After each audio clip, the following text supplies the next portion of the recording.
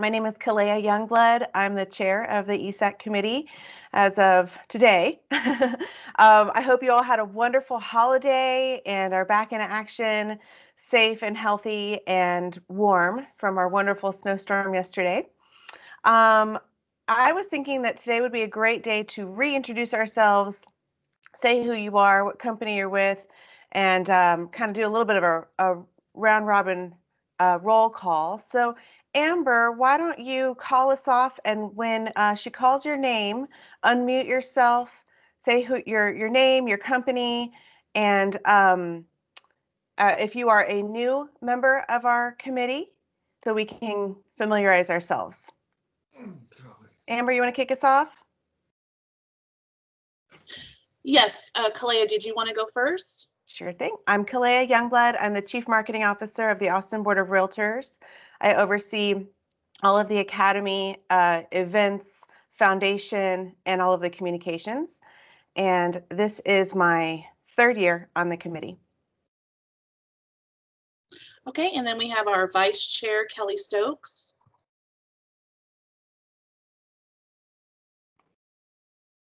Good morning. I'm Kelly Stokes. I'm in the Dallas-Fort Worth area. I am a real estate attorney, have a law practice and title company in Louisville, just a suburb north of Dallas, and serve also as independent corporate counsel for Freedom Title as a whole, and serve on our local realtor board for the Greater Louisville area of realtors as their legal advisor. And this is my third year serving on this committee. Thank you.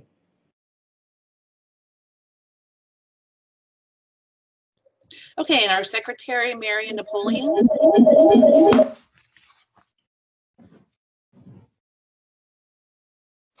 Marion, unmute yourself if you're talking. Of course, that would probably make it really nice. There you go. Can you see me okay?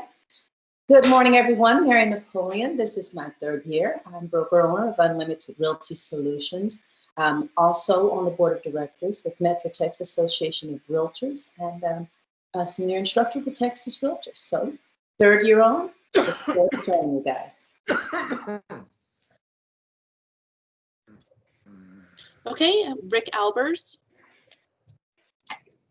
Hi, I'm Rick Albers. I am a real estate attorney in Austin and a prior TREC commissioner. I think this is my second year on the committee. This time around, I was on it in its original incarnation. So that's it.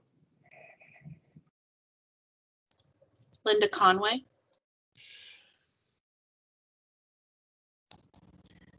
Good morning. I'm Linda Conway. I'm here in Austin, Texas. I'm sales manager for Realty Texas LLC. Been in the business, will be 25 years in May, but first day on this advisory committee. So I'm pleased to be on it. Look forward to it. Rob Cook. Good morning and Happy New Year. I'm Rob Cook. I'm with eXp Realty. This is my third year on the committee. Candy Cook. You're muted, Candy. There we go. I got it. I'm on a different computer now. Good morning, everybody. I'm a different cook than Rob Cook. I'm Candy Cook. I'm in Round Rock, just north of Austin. Senior instructor for Texas Realtors. This is my second year, and I teach full-time both in Texas and several other states. Okay. Mike Crowley.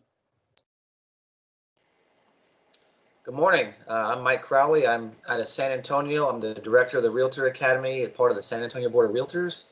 First year on the committee as a committee member, and I'm excited to be a part of it.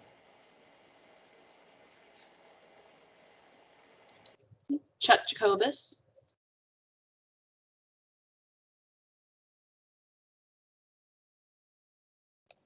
Chuck, if you're speaking, you might be muted.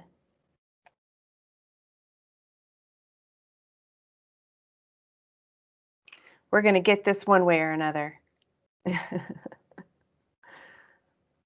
saw a t-shirt the other day that said unmute. Chuck, hover your mouse down at the bottom of the screen and it all. Okay, I think I've unmuted.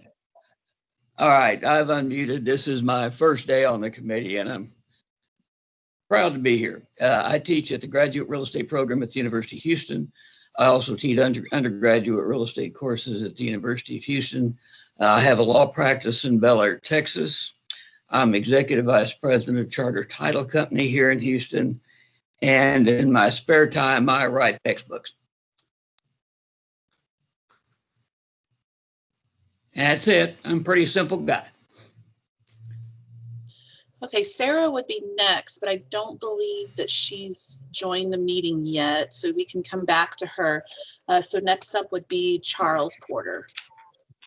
Hello, it's Charles Porter. I'm in Austin, Texas. I own Bryker Properties. I teach for Trek and teach at universities, including St. Edward's University real estate classes. The board of the National Association of Realtors. I've been involved in the Land Use and Property Rights Committee for some time, and I write books about water rights.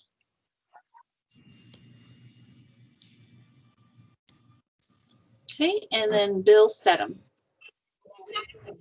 Good morning. I'm Bill Stedham. I'm the district sales manager and director of training for Century 21 Judge Fight Company in the Dallas-Fort Worth area.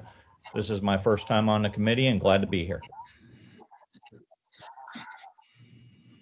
Okay, that is the entire committee. We also have our Commissioner Leah Wilkinson present.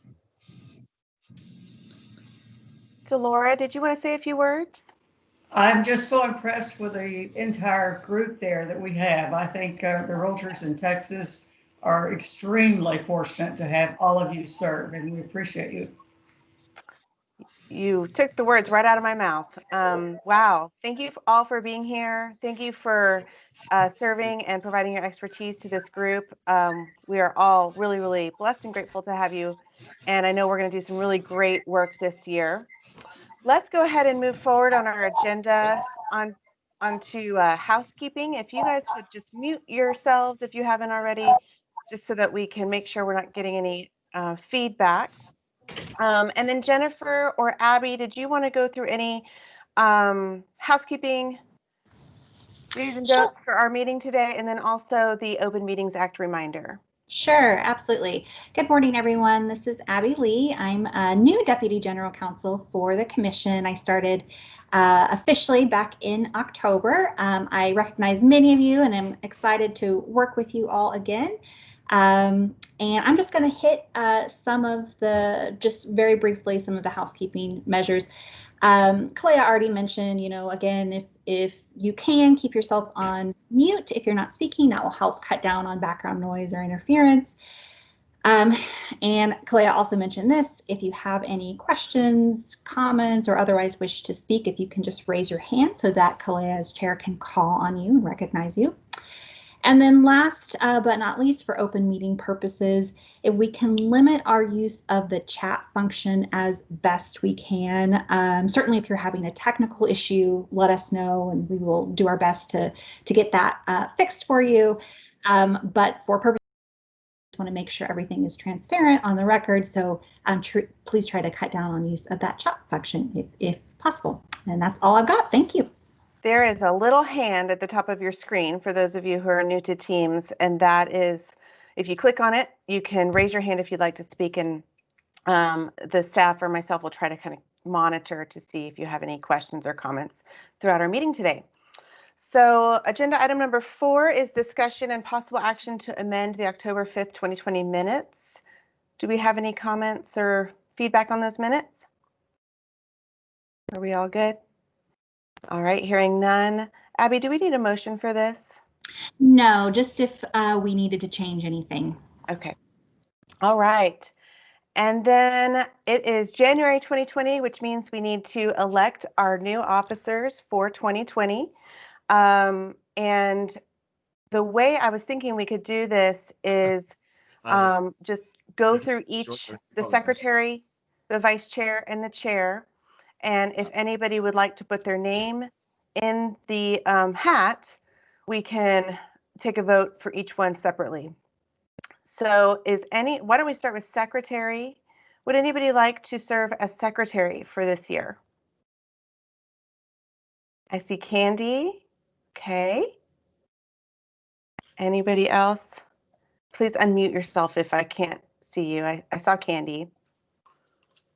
For purposes of the new folks, sorry, this is Chelsea Buckholz, Executive Director. Welcome to Linda, Mike, Chuck, Bill.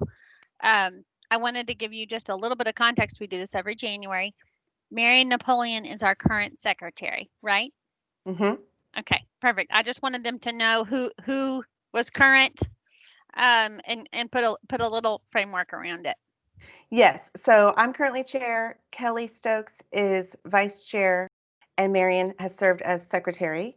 It is my understanding that should Marion want to continue in that role, she can also continue in that role and put her name in the hat too. So if you are interested in continuing your service, you can certainly do that as well, and we will consider it for a vote.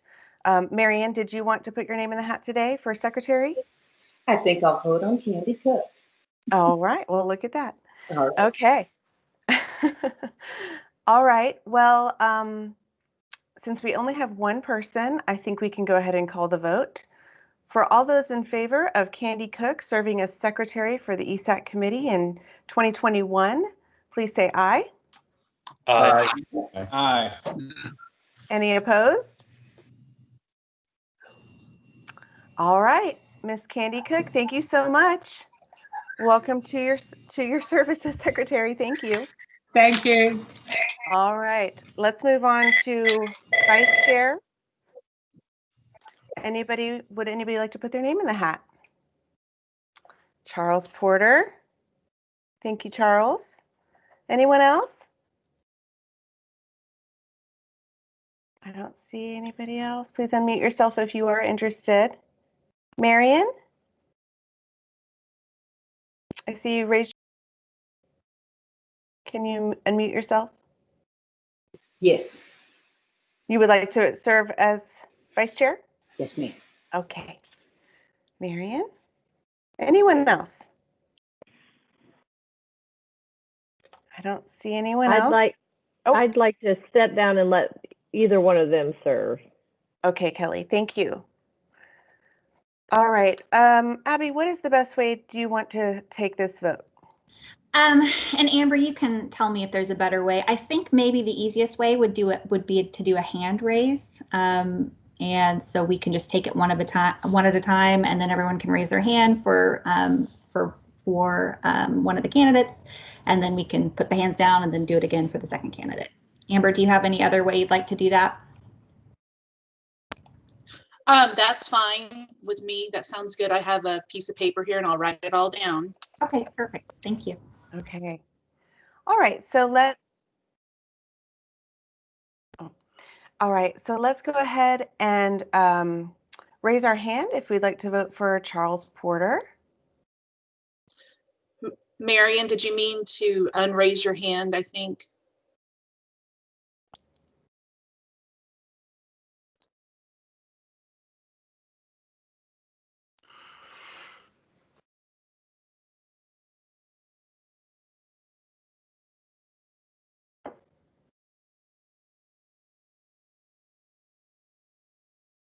All right. So everybody, did you capture that, Amber? Yes, I show 5 voting for Charles. All right, so everybody please unclick your hand and we'll vote on Marion. So all those in favor for Marion serving as vice chair, please raise your hand.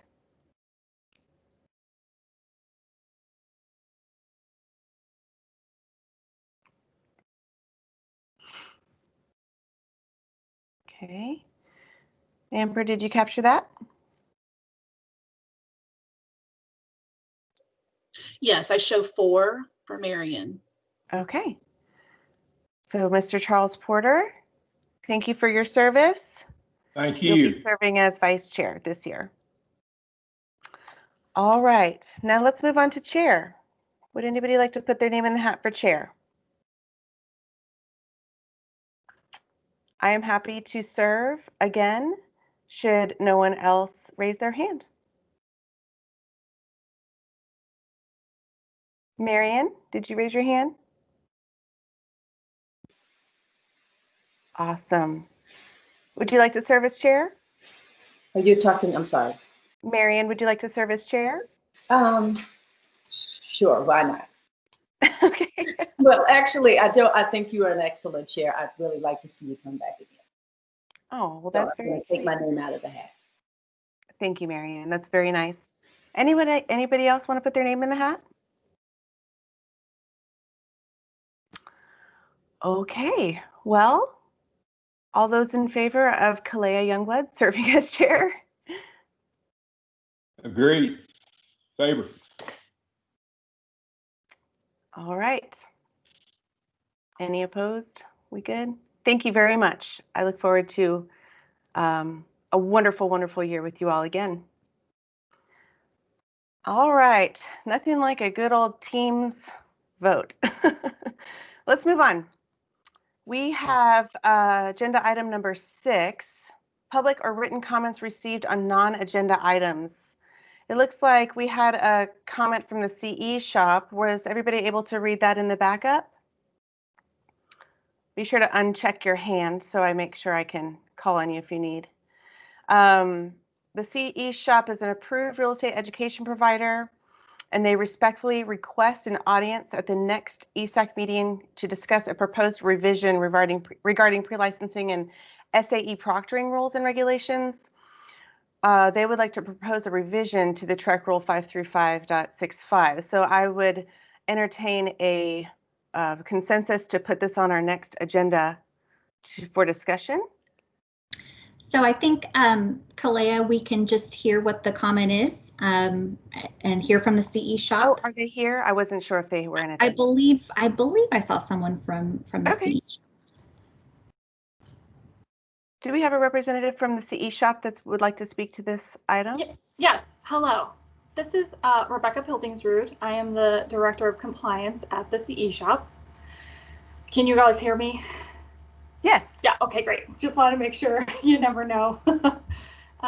So we are a large online provider, pre-licensing, SAE, and CE, but this particular request is really only more geared towards pre-licensing and SAE.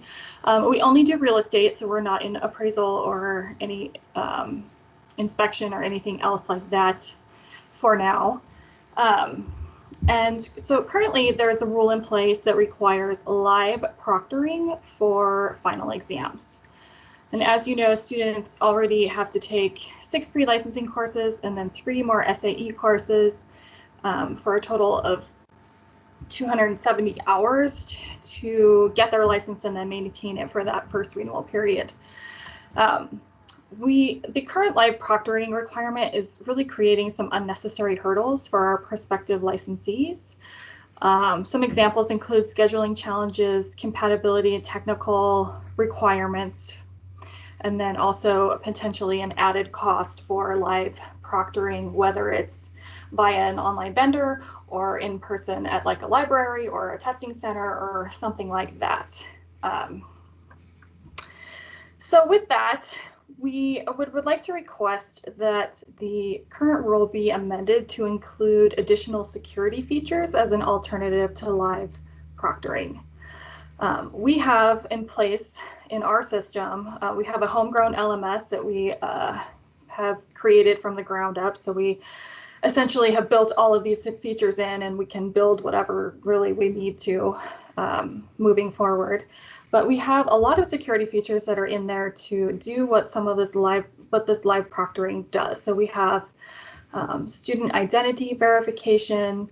It ensures exam integrity via, we have, several different mechanisms that will do these things. So we have like user authentication to access the course, system timeouts, required progression through the course, which means that our courses are currently linear in nature, which means that you have to go from slide to slide and you can't skip around. You have to go in the progress that we have set out in the course, and you have to complete every single activity and slide before you can move on to the next one.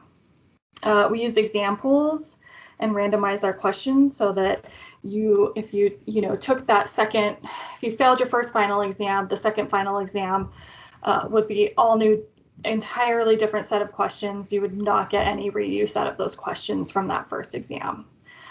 We have final examination navigation restrictions, so students can't, open another tab and try to Google an answer. It'll kick them out of the exam. Obviously, since this is your states and this is your rule, we have a limited number of final exam attempts. It's 2. And then we also at the very end have a signed affidavit that says that I am who I say I am, I took the course, and I completed the final exam. And then we collect personal data. So, for SAE courses, we'll collect the license number and some other information. So we have some historical final exam data that indicates that there's very little impact to final exam scores or pass rates as a result of live proctoring. We had a slight snafu in the month of November when live proctoring was not being enforced for our Texas students, and we took that data and compared it against the rest of the year when it was being enforced, and it was less than 0.1%. So it's, the live proctoring versus not exams are, there's really no change in the average exam score and the overall pass rates. We also offer pre-licensing courses in many other states that do not have a proctoring requirement, and there are no known issues there regarding exam security and/or integrity. And then the average exam scores and pass rates in those states are also consistent with states where live proctoring is required. So there's really no, foreseeable difference in live proctoring versus not. So we strongly believe that this request also plays into Governor Abbott's order to remove barriers in licensing programs that inhibit job creation and free enterprise. So this is kind of a significant barrier for students since they have so many courses that they're required to complete. And so we feel like this kind of falls in line with that and also in line with the way that TREC has been trending lately. So, the non-elective CE courses used to have a proctoring requirement or security features. So you had basically as a provider, you could proctor those final exams or implement some security features.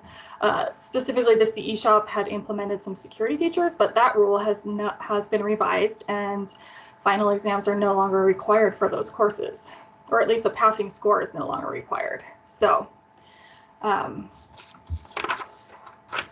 we do have, there's an additional document that I believe is in the agenda meeting materials that outlines our security features a little bit more in depth, but we'd be happy to go through any one of them and answer any questions that you may have, or have a little bit more in-depth discussion about this.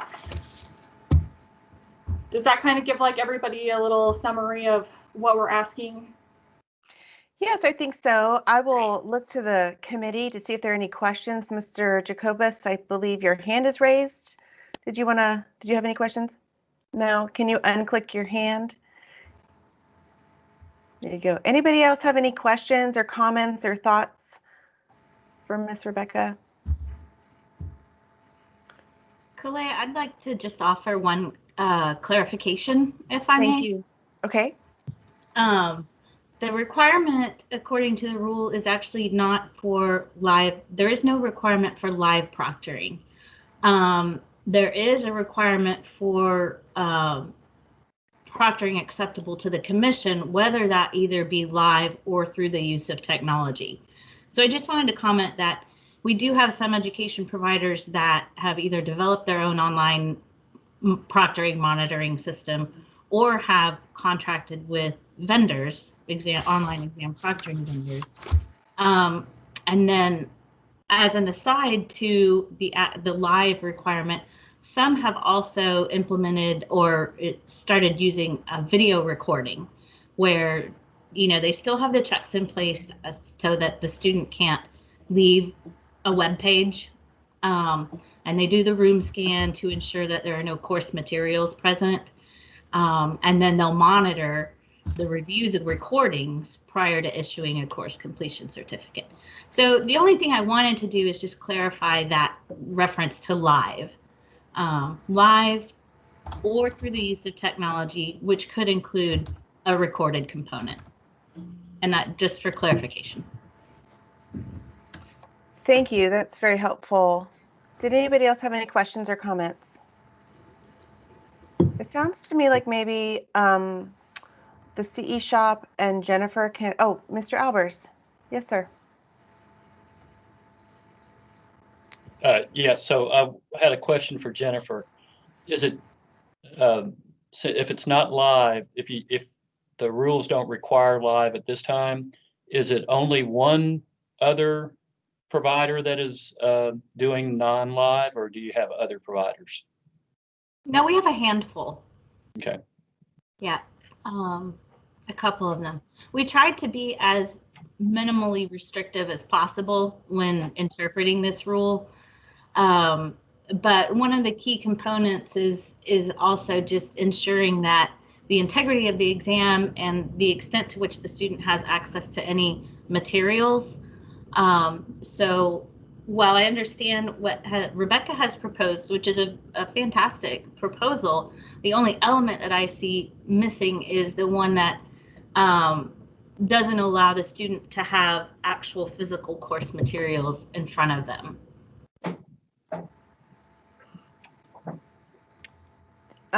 Miss Rebecca, did you have any final thoughts or comments on that? It sounds to me like maybe you can take this offline with Jennifer and staff and find some resolution that would be amicable to your processes and your proctoring needs. Sure. So I have a couple of questions. One is, well, A, do all exams have to be recorded and reviewed? So we have a pretty substantial amount of volume, and we don't have the staff to review every single exam. So is it the fact that we can just record it, and then if there's an issue down the line that we can go back to that recording and view it for that student? Or does every single exam need to be somehow reviewed at some point for every single exam? I would suggest that every exam needs to be reviewed before a course completion certificate is issued. Yeah. But also, Rebecca, I would be happy to talk with you in more detail about this. And then if you still feel like you would like to have this on an upcoming ESAC agenda, then you could send that to Abby or Amber. Because as I understand it, and correct me if I'm wrong, because it's not an actual agenda item for this meeting, we're probably somewhat limited in terms of how far down this discussion we can get. But that's correct, Jen. So absolutely right. Because for open meeting purposes, because this wasn't on the agenda, we can hear from the public and ask questions about it, but we are somewhat limited on how far we can go. So that's a good point. Okay. So just one more clarification. So I'm just curious. So the issue really with proctoring in whatever way, shape, or form, whether it's live in person or recorded and reviewed later, or what have you in the classroom, is that students should not have access to materials, i.e. be able to cheat on the final exam. Is that the main? That's exactly right, Rebecca. Yep. So, we haven't had any issues cheating that we are aware of on any other exam. And, we do probably 20,000 exams per year for Texas students. And it's actually over that. I know it is. And we have maybe one a year that gets shut down because of students are suspected of cheating. So the number there is extremely low.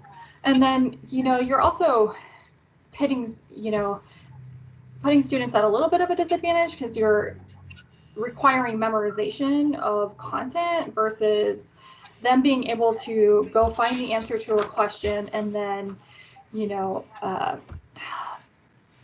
giving that information to their clients. So I think we'd rather have students understand the content and then be able to go look it up when they can, so that they can make the best decisions for their clients in the future. And, ultimately, and I know we're all aware of this, if the student can't pass a final exam for our courses, they're never going to pass the licensing exams.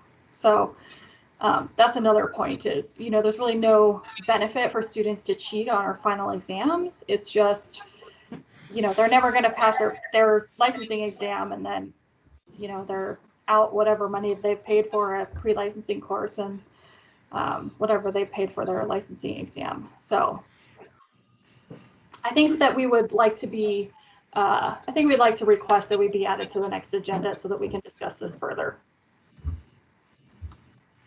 Okay, and I would encourage you to still take this conversation offline with Trek and allow, further clarification so that you feel clear about what recommendation you'd like to be added, and then we can add it on. Abby, do we need a consensus to add this to the agenda item? I know that's later on in our agenda. We can talk about it then. Yeah, I think we can talk about it at that point when we talk about next agenda items. Okay, great. Thank you very much to the CE Shop for your comments today. All right, let's move on to agenda item number 7, an update on the education newsletter. As you may have seen, Trek has been issuing an education update newsletter, which has been fabulous. Thank you very much for doing that. In previous meetings, it has been a standing agenda item for this body to provide ideas for the newsletter. So I just wanted to give you an update that we're no longer going to add it keep it as a standing agenda item, but please know and feel free that if you have any recommendations, thoughts for the newsletter or any ideas, that it's just an ongoing thing. You can send it to staff, you can send it to me, and we'll make sure that that is duly noted for staff to consider at their as they write those newsletters. Does anybody have any questions on that? Comments? Miss Jennifer? Good morning. My name is Jennifer Key. I'm an education provider. I just had a quick question regarding that. When we have new people come on board that are also going to be educators, how do we get them a copy of the newsletter? Is there a certain way to go log into Track to register for it? I'm going to let Jennifer respond. Yeah, there sure is. If you go to our website, so first of all, for any education providers, whomever you list as the operations manager will automatically be added to that list. Perfect. And then if you have other instructors or team members that you would like to also receive that list, you go to our website, you sign up for the newsletters, and when you go to sign in, you can select the specific topics for the Trek newsletters that you would like to receive. Perfect. So just be sure to click on education and you'll be added to that group as well. Great. I found this so helpful and I just want to share them with my other team members. Thank you so much. Great. Thank you for that. Okay. Moving on to agenda item number 8, discussion and possible action regarding Legal 1 and 2 hot topics. So as part of our scope of work this year, our chairman, Scott Kestner, is going to be reaching out to us with some homework. He'd like us to help come up with some Legal 1 and 2 hot topics to provide to the Trek writing group to give them updated feedback and guidance as we go into the next cycle for Legal 1 and 2. At that time, we will likely ignite a working group just for efficiency purposes, but we will tackle that as it arises. And I'll let any Abby or Jennifer speak if there's anything else you want to add to that. Did I capture everything? I think you got everything. Okay. I just note that in your materials right now are the statutory requirements for what has to be in Legal 1 and 2, just for reference in case you find that helpful in coming up with ideas or topics. But I think you've covered everything else. All right. I can't think of a better group than this group to come up with those hot topics. So wonderful. so let's go ahead and move on to agenda item number 9, discussion regarding items for our next meeting. One thing that I know that we will need to add is the professional designations work that we had done last year and kind of got put on hold. Candy was leading that group, that working group, with regards to cleaning up the Rule 535.92 for the professional designations. So I'd like to add that to our next agenda meeting and possibly reignite that working group to get re-dive into that, if you will. You okay with that, Candy? Okay, cool. And then do we want to add the CE shop concern with regards to proctoring? Can I get a consensus thumbs up? Yes? All right, so we'll go ahead and add that on the list. Anything else that we want to tackle? Do we want to touch on any issues in your day-to-day that you see that would fall into the purview of our committee? Kalei, did you want to add an item that provides for an update for the contribution to legal update 1 and 2?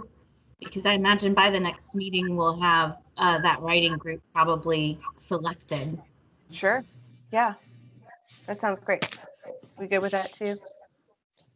All right. Anybody else? Okay, so let's move on then on our meeting schedule. So we've got some suggested dates for this year.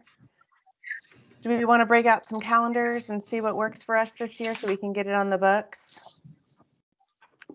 Looks like suggested dates for our next meeting would be, or our next meetings would be April 5th, July 5th, and October 4th. The only one that I saw that was a little weird was July 5th with it being the holiday. So I don't know if we want to push that maybe back to the following week. I know it's summer and everybody's very busy, but the 5th seems like it wouldn't be an ideal date. Let me get my calendar up here. Are we all okay with April 5th? Let's start there. Thumbs up on April 5th. Okay, Amber, did you catch that? Yes, I have. Okay. April 5th. Let's look at July. Do you want to do the 12th instead of the 5th for July? I get a big thumbs up from Candy. Big thumbs up from Linda. Okay. All right, let's do the 12th. I don't see any objections on that one.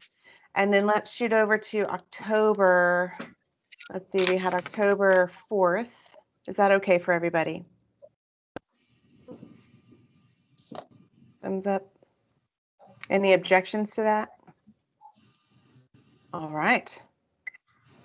Good to go. Okay, everybody. It looks like we made it in 40 minutes. Woo-hoo. Okay.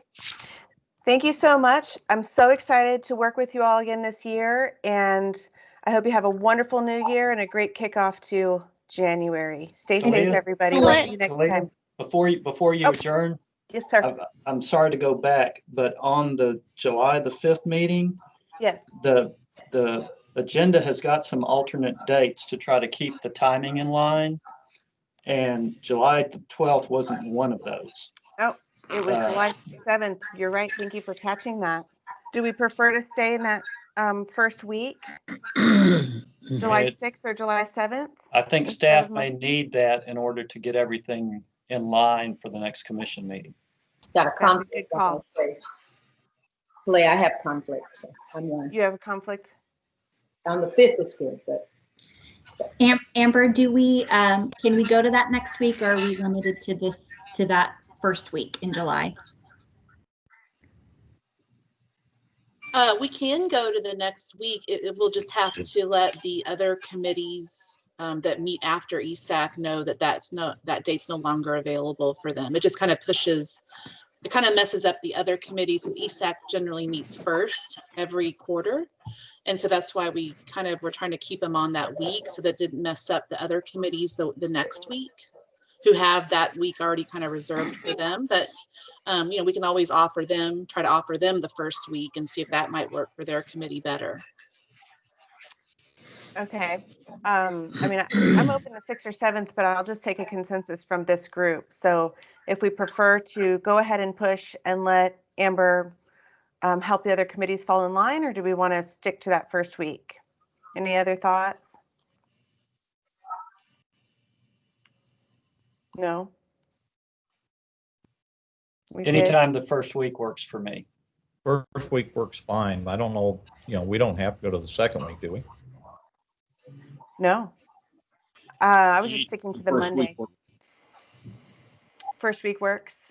Yeah. So let's try the 7th, that Wednesday. Would be better. Is that okay for everybody? That works. Yeah.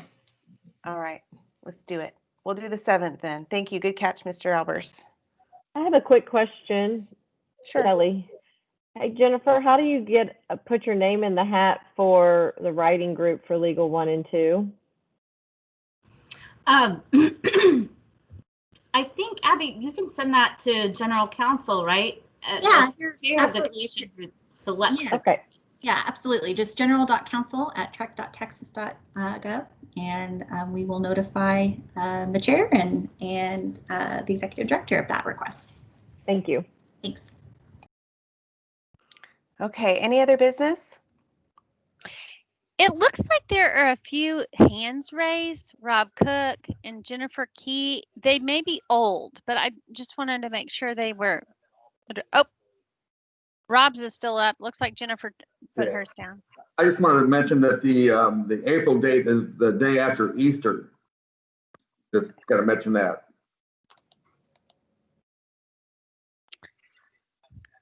It's not a problem for Trek. We typically. Not a problem for me either. I just want to bring it up. Thank you. I don't have a conflict, but we can certainly revisit that date. Should anybody else have a conflict? Are we still okay with the 5th? We're still okay? All right. Okay. Any other business? All right, everybody. Let's have a great week. We'll see you next time. Thank you so much. Bye-bye. We are adjourned.